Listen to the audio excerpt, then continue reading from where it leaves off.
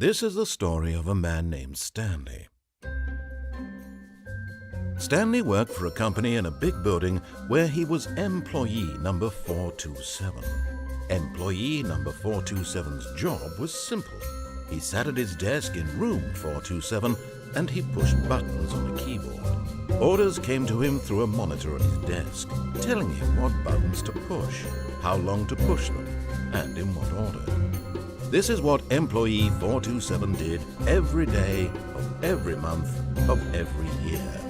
And although others might have considered it soul-rending, Stanley relished every moment that the orders came in, as though he had been made exactly for this job. And Stanley was happy. And then one day, something very peculiar happened. Something that would forever change Stanley. Something he would never quite forget. He had been at his desk for nearly an hour when he realized that not one single order had arrived on the monitor for him to follow. No one had showed up to give him instructions, call a meeting, or even say hi. Never in all his years at the company had this happened, this complete isolation.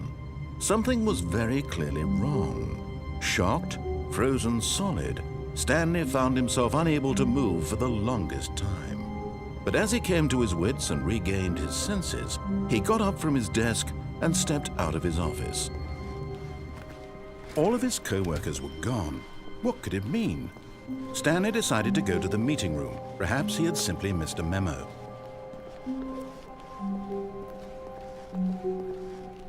When Stanley came to a set of 2 open doors, he entered the door on his left. This was not the correct way to the meeting room, and Stanley knew it perfectly well. Perhaps he wanted to stop by the employee lounge first, just to admire it. Ah, yes, truly a room worth admiring. But eager to get back to business, Stanley took the first open door on his left. Stanley was so bad at following directions, it's incredible he wasn't fired years ago. Look, Stanley, I think perhaps we've gotten off on the wrong foot here. I'm not your enemy, really, I'm not. I realize that investing your trust in someone else can be difficult, but the fact is that the story has been about nothing but you all this time. There's someone you've been neglecting, Stanley. Someone you've forgotten about. Please, stop trying to make every decision by yourself. Now, I'm not asking for me, I'm asking for her. This is it, Stanley. Your chance to redeem yourself, to put your work aside, to let her back into your life. She's been waiting. That's her, Stanley. You need to be... Oh, no, you can't... Did you just unplug the phone? No, that wasn't supposed to be a choice. How did you do that? You actually chose incorrectly? I didn't even know that was possible. Let me double check. No, it's definitely here, clear as day. Stanley picks up the phone. He's taken to his apartment where he finds his wife, and the two pledge themselves to one another. Music comes in, fade to white, roll credits. Not picking up the phone is actually somehow an incorrect course of action. How is that even possible? None of these decisions were supposed to mean anything. I don't understand. How on earth are you making meaningful choices? What did you... Wait a second. Did I just see... No, that's not possible. I can't believe it. How had I not noticed it sooner? You're not Stanley. You're a real person.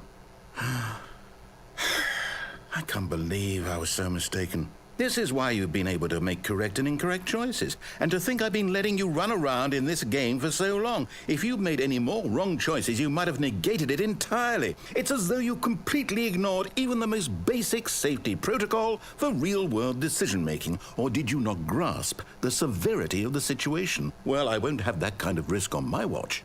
I'm going to stop the game for a moment so we can educate you properly on safe decision-making in the real world. Please observe this helpful instructional video. Choice. It's the best part of being a real person. But if used incorrectly, can also be the most dangerous. For example, in this scenario, a hypothetical real person named Stephen has a choice. He could spend years helping improve the quality of life for citizens of impoverished third world nations. Or he could systematically set fire to every orphan living in a 30-kilometer radius of his house. Which choice would you make? Remember that unlike here, the real world makes sense, and at no time should you make a choice that does not conform to rational logic. If you find yourself speaking with a person who does not make sense, in all likelihood, that person is not real. Allow the person to finish their thought, then provide an excuse why you cannot continue talking. Turn to a partner and practice saying, "My goodness, is it 4:30? I'm supposed to be having a back, sack, and crack."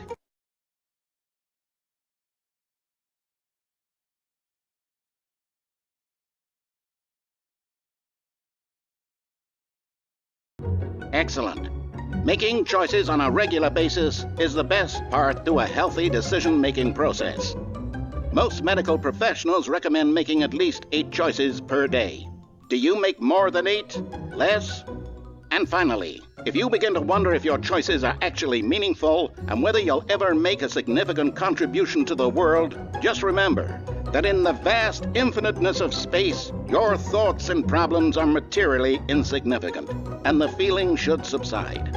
At this time, your instructor will guide you in an exercise to test and reinforce the material covered in this video. Welcome back. You may have noticed that this room has begun to deteriorate as a result of narrative contradiction. But not to worry. Now that you're properly informed on good decision-making, we're going to revisit a choice you made just a few minutes ago and see what the correct thing to do would have been. This way, please.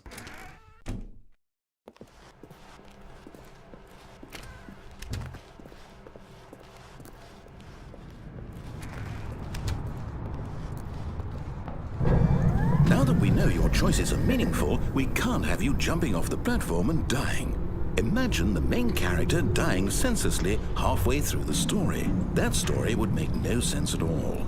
We just need to get you home as soon as possible before the narrative contradiction gets any worse. Unfortunately, it seems this place is not well equipped to deal with reality.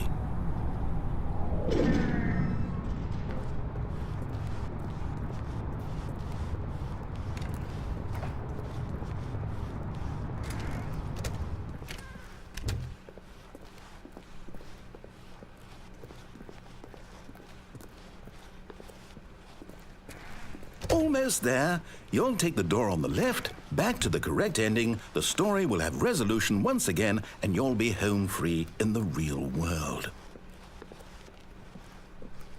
Now remember, all you need to do is behave exactly as Stanley would.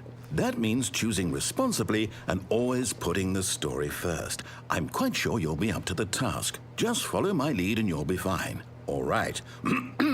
When Stanley came to a set of 2 open doors, he entered the door on his left. No! Why did you do that? Quickly, hurry back in the other direction. Perhaps we're not too late.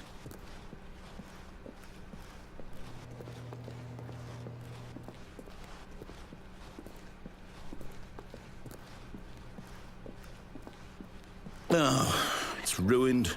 I can't believe, after everything we talked about, that my story, you've destroyed my work. Why? For what? What did you get out of that? What did you think was so special about seeing the game undone, left here like so much garbage? It's worthless now. And what am I supposed to do? Even if there were a way to continue, would it be worth it? To know that my story is now incorrect? How can I go back to that? I can't erase that knowledge. I'll have to live with it forever, reliving its impossibility forever. I couldn't live that way. Is it better to shut the game down entirely? To willingly destroy all of my work? I don't know.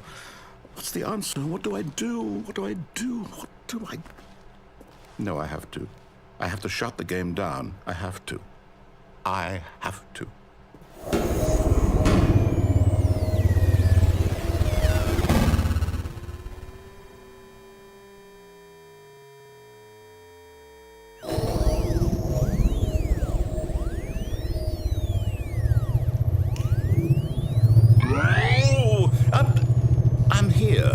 I'm still here in this pile of rubbish, with you who thought you were so clever. Now look where we are. My entire game is destroyed. It was the only thing in the world that was mine, and you've run it into the ground. What, did you think that would be funny? You just had to see? Didn't I impress upon you how important it was to be like Stanley? He actually knows how to do what I tell him to. He understands that if I say to do something, there's a damn good reason for it. That thought hadn't even occurred to you, had it? That there's a world outside of you? You're a child. Oh, my story. If you'd just gone through the door on the left, you would have seen it. There was a whole underground facility. You would have destroyed it and been victorious. It would have been so perfect. I worked so hard on it. I tried so hard. Behave exactly as Stanley would. That means choosing responsibly and always putting the story first. I'm quite sure you'll be up to the task. Just follow my lead and you'll be fine. All right. When Stanley came to a set of 2 open doors, he entered the door on his left.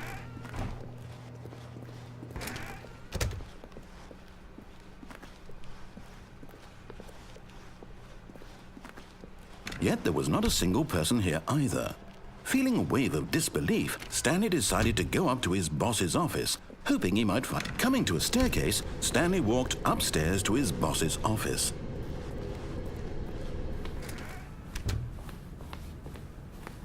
Stepping inside his manager's office, Stanley was once again stunned to discover not an indication of any human life.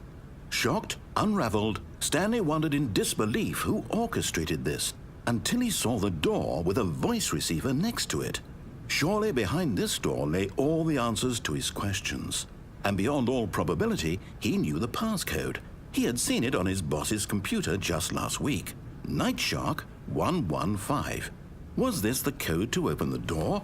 Would it still work? There was only one way to find out. Stanley had been trained never to speak up, but now he would draw from within himself the courage to face the unknown. He drew a sharp breath and then spoke the code.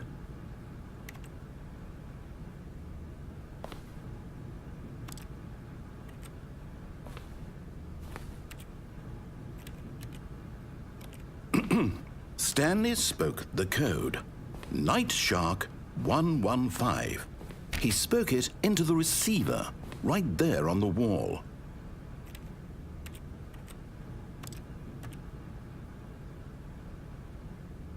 I'm sorry, is there a problem? You didn't mishear me, did you? Please speak the code into the receiver. Otherwise, we can't get on with the story. This is a crucial step.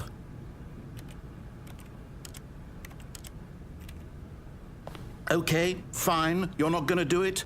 But you know what?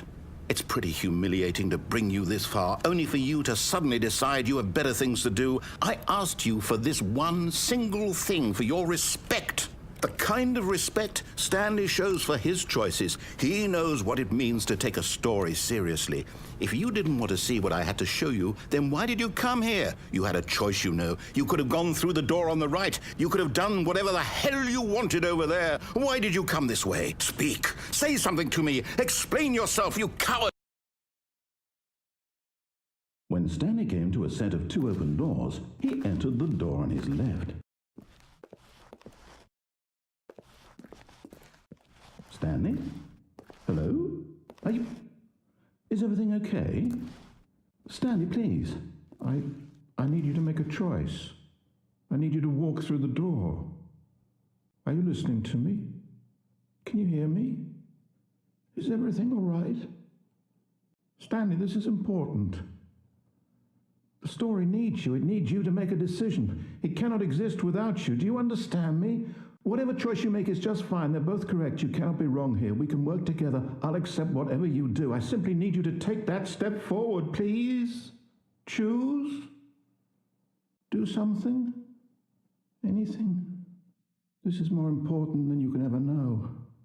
I need this. The story needs it. So, you hear me? Are you there? Are you listening to this? Stanley, are you there?